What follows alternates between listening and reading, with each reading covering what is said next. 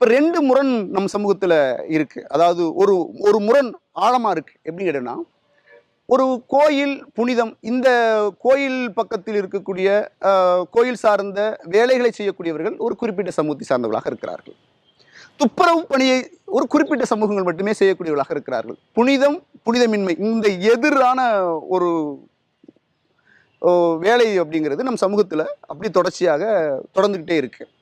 ஆனால் காலம் மாறுற போது வெவ்வேறு வேலைகளை வெவ்வேறு சமூகங்கள் செய்யலாம் என்கிற இடத்துக்கு நம்ம வந்து சேர்ந்திருக்கோம். இது ரொம்ப ஆரோக்கியமான ஒரு விஷயம். அதாவது இப்படி சொல்லலாம். ஒரு காலகட்டத்தில் நீதி சார்ந்த வேலைகள் அல்லது நீதிபதிகள் மிக முக்கியமான ஒரு பொறுப்பு அது. அதில் வந்து அதிகமாக பிராமணர்கள் இருந்தார்கள். அதற்கடுத்து ஒரு புனித தொழிலாக சொல்லக்கூடிய ஆசிரியர் வேலைகள் அப்படிங்கிறது அதிகமாக பிராமணர்கள் இருந்தாங்க. அப்புறம் முதலியார்கள் இருந்தாங்க, பிள்ளைமார்கள் இருந்தாங்க, இப்படி சொல்ல முடியும். ஆனால் இன்னைக்கு அந்த வேலைகள்லாம் மாற்றம்